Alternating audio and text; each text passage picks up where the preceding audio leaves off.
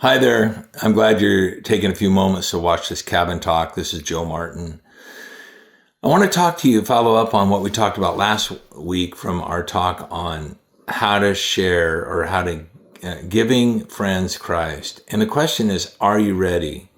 When I was younger, I used to work swing shift at a mill, and I would get home late and I'd watch TV for a few minutes. And there was a a commercial that would come on just as I was drifting to sleep.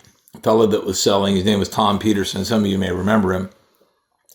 He would had a kind of an amazing approach. He would knock on the screen, knock, knock, knock, knock on the screen, and then he would yell, "Wake up, wake up!" And then he'd begin to tell you what he was trying to sell you, whether it was TVs or something. And he did this because he knew that if I was asleep, I would be completely unaware of what he was trying to get across to me, of what the great opportunity he thought I needed to take advantage of. And he understood, he had the right idea that in the same way that Jesus understood that though we do need rest, there is a type of spiritual slumber that is dangerous, and we miss the opportunities and we also miss the dangers that are around us. When you are asleep spiritually, you are unaware of the enemy's schemes, just like if you're napping and somebody sneaks into your house. You are unaware of the peril that you're in. I know with me, I've drifted off I got really sleepy while I was driving, and how dangerous it is to me or others. Even, it doesn't matter. I'm trying to open the window or whatever when I would drive back and forth to school. I get really tired. This is why in the Pilgrim's Progress, he says to those that have, after traveling a long ways with God, beware of the enchanted ground where you can fall asleep. Jesus told his disciples, he was going to the Garden of Gethsemane and he found them asleep. They were tired. They'd been through a lot. And he said to them in Matthew 26:41, "Keep watching and praying that you may not enter into temptation. The spirit is willing, but the flesh is weak."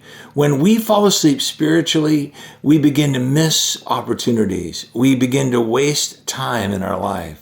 Romans 13:10 says, "Love does no wrong to a neighbor, therefore love is the fulfillment of the law." Do this, knowing that the time that is already the hour for you to awaken from sleep. For now salvation is nearer than when you first believed. The night is almost gone, the day is near, therefore let us lay aside the deeds of darkness and put on the armor of light. Let us behave properly in the day, not carousing and drunkenness, not in sexual promiscuity, sensuality, not in strife and jealousy, but put on the Lord Jesus Christ and make no provision for the flesh and the lust thereof. He's saying these are the kind of things that make us, that come from being asleep. We fall into these things. When you do this, you put others at risk. You're watching them. You're supposed to be looking out for those people that you are responsible for. Ephesians 5:14 says, "For this reason, awake, sleeper, and arise from the dead, and Christ will shine on you. Therefore, be careful how you walk, not as unwise men, but as wise, making the most of your time, because the days are evil. So then, do not be foolish, but understand what the will of the Lord is, and don't get drunk with wine, for this is dissipation, but be filled with the Spirit." You are called to be a watch person, a watchman on the wall.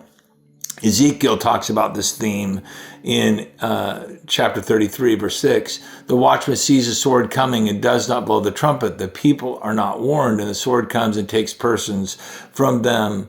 He is taken away in his iniquity, but his blood will be required on the watchman's hands.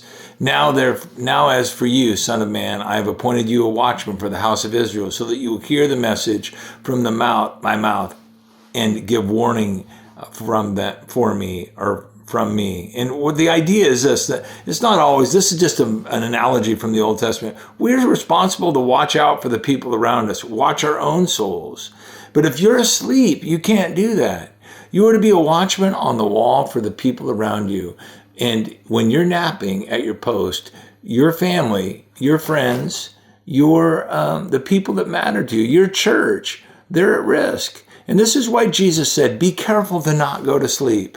He said in Luke 21:34, "Be on your guard so that your hearts will not be weighed down with dissipation, drunkenness, and the worries of life, and that day will not come on you suddenly like a trap.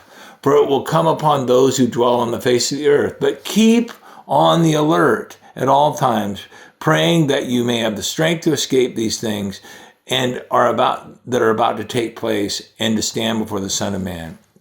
You know, there are many things that can make you spiritually sleepy. You can just get, he's talking about dissipation, having lots of stuff, or being busy with other things, and what happens is when you drift off, you are unaware of the needs around you. You're unaware of the opportunities before you. So this Sunday, when we talk about this, and you can catch this on our website, you can go to the message on Are You Ready? We'll talk about in my class some things to avoid, like what makes you spiritually sleepy and what to watch out for. I'm praying that you can be there for that. You know, for some of you, this is going to just be a matter of you're going to have to get yourself up. You're going to have to be prepared so that you are not spiritually sleepy. There's a lot we do in our physical bodies to be well rested. And in the spiritual life, it's our prayer life and silence, and also taking care of our bodies too. You know, the best way that you can be sure to gather with your church on Sunday is to start on Saturday.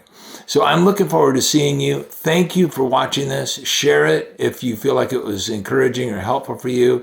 But I want to tell you what Tom told me a long time. Wake up, wake up, wake up.